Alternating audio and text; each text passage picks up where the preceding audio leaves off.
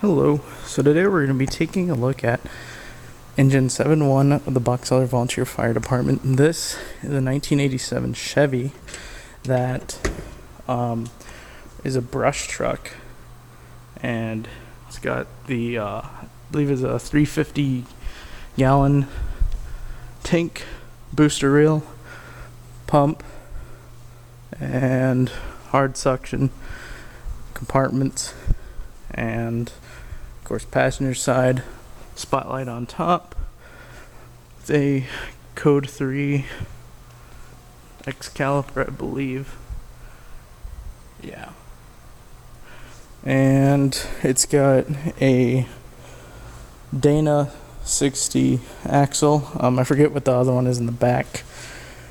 Got your hideaways, extra lights, siren, fire rescue backwards, so in the rearview mirror you can see that'll read normal. So let's check it out. So on the inside, of course it is an 87, so it is very old. Got your map books and extra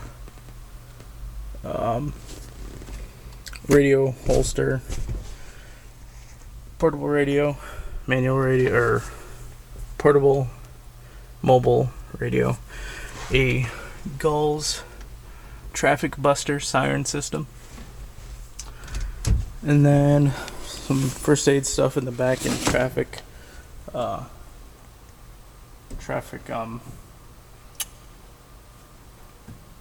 vests. In this back compartment, you got your stuff for your hydrant, to tag a hydrant that you could tag a hydrant to. So you got your fittings.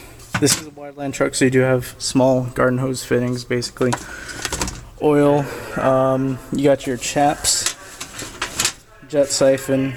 You got your hose clamp, big spanner wrench, smaller spanner wrench, spare rags, chalk,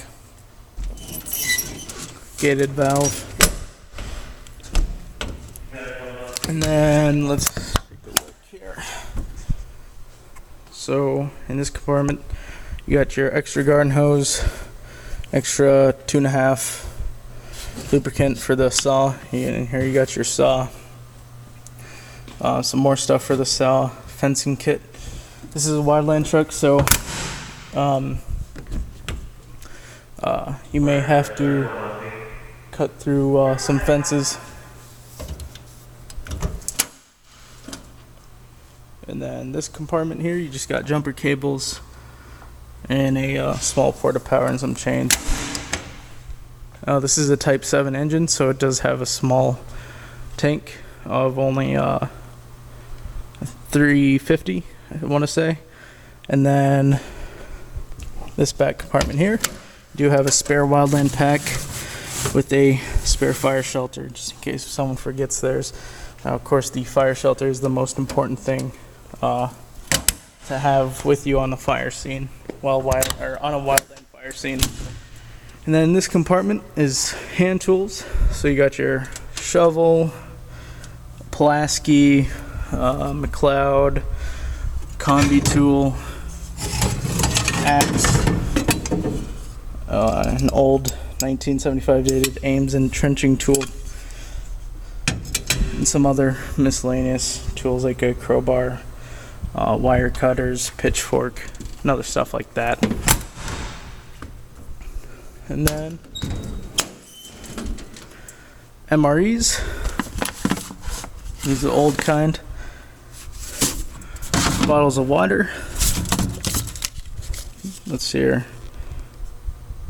Best Buy 409, so it's from 2009, 10-year-old water.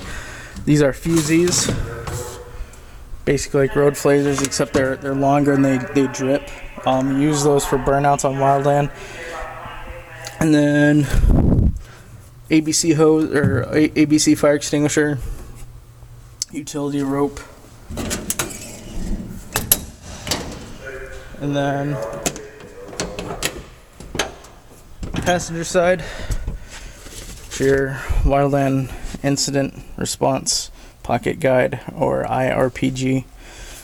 Basically, this is kind of like the Bible of wildland operations. Extra clipboard for reports and other stuff like that in there. And then GPS, lights, marker lights, spare light bulbs, toilet paper. Here's your ERG, which is supposed to be in every emergency vehicle in America. Whether they're fire, police, EMS, they're supposed to have those in there. And then these are very, very old past devices. Now, from what I understand, when I asked about it, the concept behind keeping these in there was that if the two of you were separated, you could activate that and then, in theory, find each other by listening to it. Now, let's check out the lights, the thing that everybody's waiting for. Turn this on. Turn this. So that one is just your light bar and your hideaways.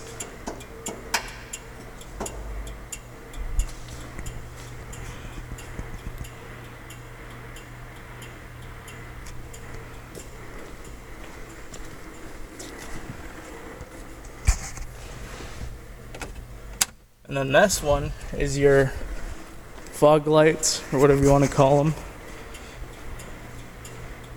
And you can angle these.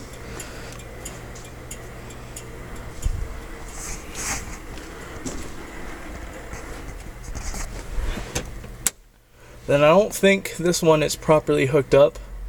I could be wrong. And then this one, the last one, is your strobes in the back.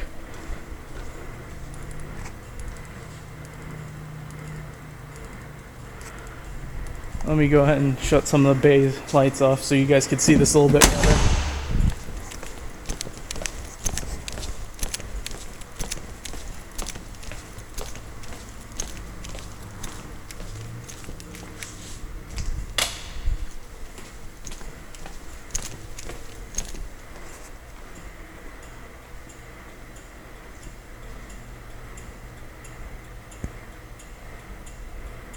So pretty nice. Now, the purpose of this video, well, unfortunately guys, Box Elder Engine 7.1 will be rolling out the door for the last time, as it's currently been put up for auction and has been sold.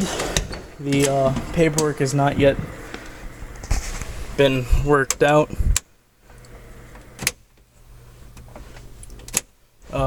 But basically, this is just a video to document how Box Elder Engine 7.1 looked while it was in service.